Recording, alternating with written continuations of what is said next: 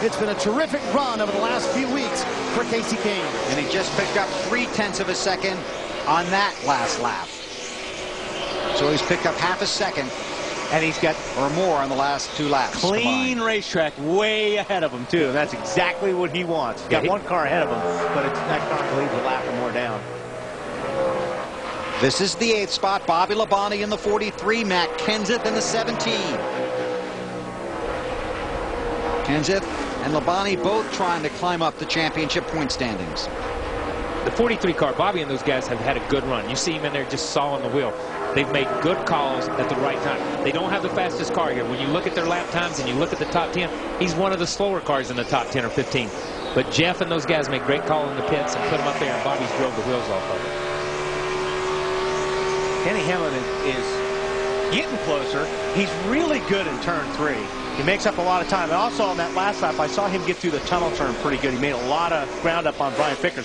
He just doesn't have enough of a run to get his car in a position to get it next to Vickers. Not yet, anyway. Not yet. And when he gets, it seems like there's like a cushion of air between them. When he gets so close, it like knocks him back 2 car lengths, and then he has to build back to it.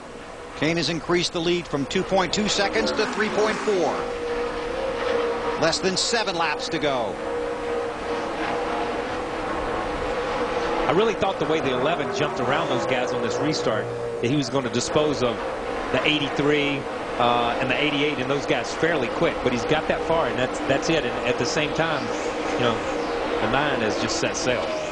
And again, you have to go back to the fact that Kasey Kahne had an incident on pit road. They were going to make a 4-tire change. Midway through the stop, they decided to make it just a 2-tire change, but they'd already taken lug nuts off the front left wheel. Kahne had to come back down pit road, got new left side tires, went back out, and started at the back of the field outside the top 40. And let's give a call to the 11. They did too. They did the same thing when they had their fender torn up. They went back in, they come in, they fixed their left front fender or their right front fender. You know, the 83 has got there on just pure drive from Brian Vickers and on great pit strategy from the Red Bull team. But the 11 car, these guys have been from the back to the front at least twice during this race. Hey, Ralph, how about that 83 car? Well, he's doing a great job behind the wheel, Bill. He said just a few moments ago, the only difference between us and these guys that we're chasing is the tires. We've got a very good race car. And they said, don't worry, you're going to make up the difference for us, driver, between you and those tires. And he's doing just that, Lindsay. What Bill and Kyle are talking about up in the booth, talking about Denny not having a line. He just came on the radio and said, I can't do anything about this when he's right in front of me, right taking up my line. So Denny's giving it all he's got. He's trying. He wants to get a win for his crew because his car chief got sick on Friday, had to go to the hospital. They've had to shuffle everybody around to make things work this week, so it would be really big for them. Denny Hamlin has had tremendous success here at Pocono in his brief Sprint Cup career. The sweep in 2006, had the most laps in this race a year ago. Hamlin has led 17 laps today, runs in the 3rd spot. 5 to go, coming to 4.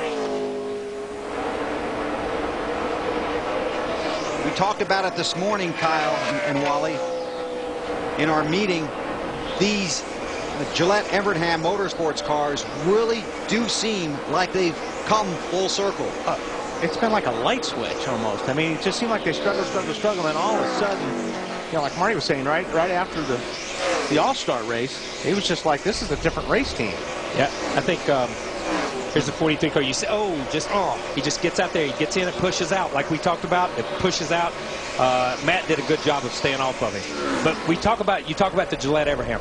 When George Gillette and Alex and those guys bought into that team last year, they started moving people around. Mark McCardle, some of those guys who had been in the engine department, Tommy Wheeler left him in the engine department. Some of the guys in key positions, they moved some people around, and they brought in some of their own people. They did everything they said they were going to do, and I think you're seeing that on the racetrack also. At the same time they allowed the race teams to get their stuff in a row, get their ducks in a row. The business itself has got its ducks in a row. So hats off to George and Alex and everybody at that group, because they've really put their stuff together. Hey guys, another thing that happened, I talked to Kenny Francis and I've actually talked to Kasey Kahne. And you go back to 2006, a team that won 6 races, more wins than anybody. Last year they went winless. And I think by the end of last year, and even at the beginning of this year, I think the team was a little bit starting to doubt Casey Kane, and Casey Kane was starting to doubt the team. And I think when it all came together and they won the All-Star race, all of a sudden they realized, you know what? It's the same driver and the same team that won those 6 races in 2006. This battle right here, it's going to get interesting. Remember, that's 5 more points for Jeff Burton in that 31. Maybe. You heard Junior Junior checked up a little bit, and you saw him wiggle a little bit, but he just gave him... Oh, and he's going to go right back down underneath him and get Burton a little bit loose. Yeah. No, he's not going to just hand this thing over right now. Yeah, that's more than 3 points. That's 5, I think. Good job. And that's important to both of those guys, the 88 and the 31. Less than 2 laps to go. Man, that car's loose. Burton's loose getting down there in a turn 1 there. You can see the car jump sideways on him. 4th and 5th. Remember, Burton is 2nd in the championship standings. Earnhardt is 3rd. Junior had struggled a little bit the last couple of laps over the tunnel, and that's where Burton got a run on him right here, where he picked up the gas on him.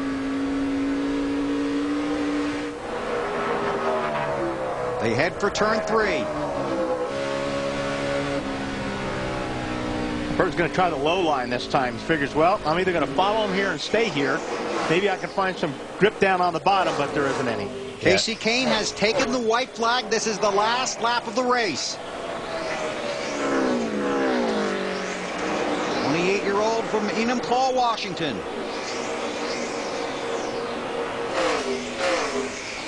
Had the spectacular weekend that they talked about at Charlotte.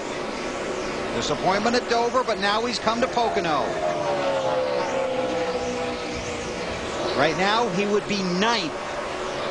Yes, the 9 car would be 9th unofficially in the championship standings. 1 more turn to go for Casey Kane. This will be a true team victory. Battled back from the problem on pit road, started on the pole, 4 of the last 5. Now 5 of the last 6 races at Pocono have been won from the front row. The pole winner's going to take the checkers. Casey Kane wins at Pocono. All right, man. Great job out there. Great way to dig us out of that hole. And great job in here, guys. Tremendous run for Brian Vickers. Earnhardt holds off Burton for 4th. Strategy worked out for Jimmy Johnson. Didn't get the win, but got 6th. Bobby Labonte fell to 11th. The top 10 finish for Mark Martin. How about Kurt Busch and that team? Yeah, that was a great comeback. Great comeback for that team right there. A.J. Allmendinger, believe that'll be his career best finish. That was just a solid day for the Red Bull team, but you can't. I mean, this group right here, they're just hot. You know, you talk about Elliott. Every time I hear Elliott Sadler, he's talking about how good this team is, and he's getting better and better. But these guys are taking advantage of it and capitalizing on it. To pit road and Lindsey Zarniak. Bill, and with the winning crew chief, Kenny Francis, you guys battled back from problems on pit road to win this race. How satisfying is this, Kenny? That was pretty cool. The driver dug us out of a big hole. I really messed up, put us in a hole there, and tried to call a 2-tire, and he had already knocked a couple lugs off the left front, so we had to come back in and put another set of tires on. But man, driver just did a great job, dug us out of a huge hole, and just big thanks to the fab shop that built this car. It's one of our newer cars, and you know, it's just a great team effort. You know, just want to thank also the 19 guys. You know, they're a bigger part of this than people realize, and they've really helped us a lot. So thanks to Rodney and Kevin down there, and thanks to my engineer Chad. And it's been a great day for us. How much of this is also confidence that has been building up for this team? Well, I think we've been building some confidence. We've had a strong year going. We've kind of been improving all year. We've kind of been under the radar, under the limelight, but we know we've been doing a good job. We've just trying to step it up a little bit every week and try to learn a little bit and get a little bit better. And we finally kind of got where we're fairly confident, but we still got a long way to go. You know, we still got a lot of tracks that we need to get better at, so we're still working hard. Kenny Francis helps Casey Kane to his 2nd win of the season. Bill? Casey Kane's 9th career win and his 158th start, his 5th win from the pole, and his 1st win at Pocono. He's the 3rd multiple winner in 2008, and he's headed for victory lane. We take you there next.